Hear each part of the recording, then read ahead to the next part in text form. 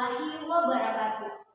Salam sejahtera bagi kita semua. Perkenalkan, saya Winalda Tahir, salah satu mahasiswi Universitas Puan di Magalatu, Prodi Pendidikan Bahasa Indonesia semester 3. Video ini merupakan tugas keterampilan berbicara dengan dosen pengampu Ibu Hajah Herniastuti SPD MPD.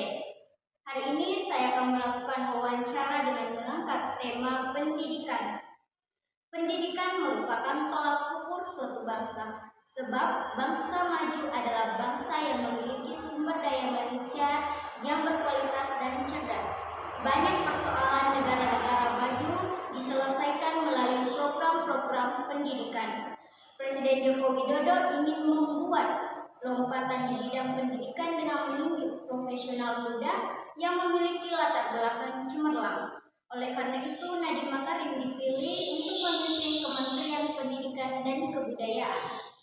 Di awal masa jabatannya sebagai seorang menteri, Nadiem Makarim melakukan gebrakan dengan menghapus pelaksanaan ujian nasional sebagai standar kelulusan mulai tahun 2021. Apa alasan beliau melakukan hal tersebut? Untuk menjawab hal tersebut telah hadir bersama saya Menteri Pendidikan dan Kebudayaan. Langsung saja saya menyapa. Assalamualaikum Ibu. Waalaikumsalam. Apa kabar? Alhamdulillah baik. Terima kasih Ibu atas kesempatan yang diberikan untuk saya wawancarai mengenai pendidikan di Indonesia saat ini. Nah, pertanyaan pertama, apa sih yang melatar belakangi sehingga ujian nasional ini dihapus? Terima kasih. Sebelumnya benar sekali bahwa ujian nasional telah dihapuskan. Hal tersebut tertuang dalam surat edaran Kemendikbud nomor 1 tahun 2021 tentang peniadaan ujian nasional dan ujian kesetaraan. Kalau ditanya latar belakangnya banyak sekali. Yang pertama yaitu adanya desakan ataupun saran dari masyarakat. Masyarakat yang saya maksud yaitu ada orang tua, ada siswa, ada guru yang mengatakan bahwa pertama-tama seperti ini, banyak siswa yang merasa depresi, merasa stres menjelang ujian nasional karena mereka beranggapan bahwa apabila ujian nasional mereka buruk, maka kedepannya akan menjadi sulit bagi mereka, sulit mencari pekerjaan, sulit melanjutkan pendidikan, seperti itu. Dan perlu saya sampaikan bahwa ujian nasional ini tidak dihapuskan semata-mata karena adanya pandemi COVID-19. Tidak. Tentu setelah ada perundingan yang matang, setelah itu kami memutuskan untuk menghapuskan. Dan selain daripada adanya kasus stres dan lain sebagainya, juga banyak orang tua yang beranggapan bahwa pendidikan di Indonesia, khususnya di mungkin sebagian sekolah, guru yang mengajarkan belum tentu mengajarkan dengan pola yang baik, sehingga belum tentu anak mereka dapat mengerti apa yang diajarkan oleh gurunya di sekolah.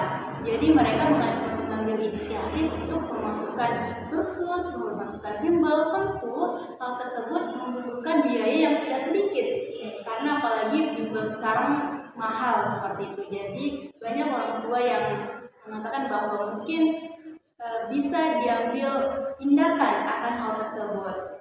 Selain daripada itu, banyak kasus yang mengakibatkan kami di kementerian berpikir bahwa apakah ujian nasional ini dapat menjadi penilaian untuk kompetensi murid-murid atau hanya sekedar ujian nasional ini untuk menjadi ajang memperlihatkan sistem. Kenapa? Karena banyak sekolah-sekolah yang berlomba-lomba menciptakan sistem yang baik untuk pelaksanaan ujian nasional, tapi apabila dilihat lagi, apabila ditelaah lagi, untuk esensi dari ujian nasional yang dapat menilai kompetensi murid itu sangat minim, sangat sedikit sekali.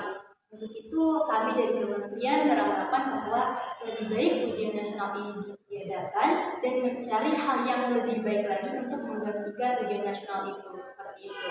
Selanjutnya pertanyaan kedua, apa yang akan menggantikan ujian nasional dan mengapa hal tersebut dipilih untuk menggantikan ujian nasional? Oke. Jadi pertanyaan ini sebenarnya pertanyaan yang sering kali ditanyakan kepada kami di kementerian karena banyak yang penasaran. Jadi saya sampaikan bahwa ujian nasional akan digantikan oleh asesmen dan survei. Kalau ditanya mengapa dipilih asesmen dan survei, yang pertama karena asesmen dan survei ini diharapkan akan dapat menilai kemampuan anak-anak, bukan hanya dari pendidikan ilmu pengetahuan saja seperti matematika, fisika, kimia, biologi, IPA, IPS, dan lain sebagainya.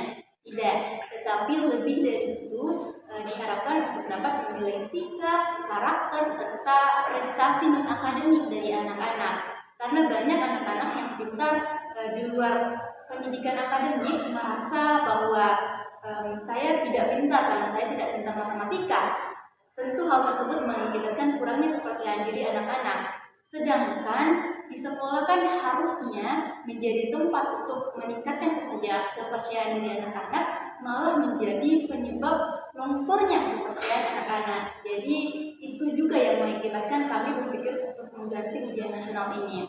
Nah, selain daripada itu, asesmen dan survei ini diharapkan dapat menghindarkan anak-anak dari yang namanya stres tadi. Jadi ujian nasional ditiadakan, asesmen dan survei hadir supaya anak-anak juga bisa merasa enjoy dalam belajar, bisa merasakan prosesnya. Karena kan ini tidak hanya akhirnya saja, tidak hanya hasilnya saja yang dinilai, tetapi prosesnya dalam mencapai tujuan yang diinginkan. Karena jangan sampai anak-anak berpikir bahwa yang penting hasilnya saja, sehingga prosesnya dilupakan. Padahal tidak, harusnya kan dinilai dari proses maupun hasilnya. Untuk itu kami memilih untuk menggantikan ujian nasional dengan asesmen dan survei. Seperti itu. Jadi intinya di sini tuh mendapatkan ilmu dengan cara proses yang mereka tulis sendiri. Iya betul. Jadi lebih menyenangkan, tetapi bukan berarti seenaknya ya, tidak. Tentu ada batasan-batasan, tentu ada hal-hal dan norma-norma, tetapi yang kami hindari jangan sampai anak-anak lagi merasa stres, jangan sampai seperti itu. Nah, pertanyaan terakhir nih, apa harapan Anda ke depannya terkait pendidikan di Indonesia? Terima kasih.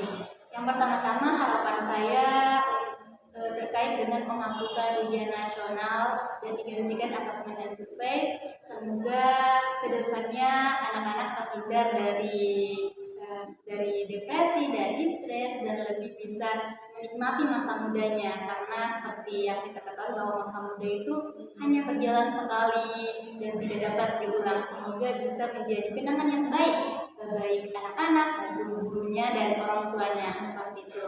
Dan harapan saya secara menyeluruh untuk pendidikan di Indonesia, tentunya harapan kita bersama juga bahwa Indonesia kedepannya memiliki pendidikan yang berkualitas dipandang oleh bangsa-bangsa di luar sana dan dapat menjadi ranking yang lebih baik lagi, lebih meningkat lagi ke depannya, seperti itu.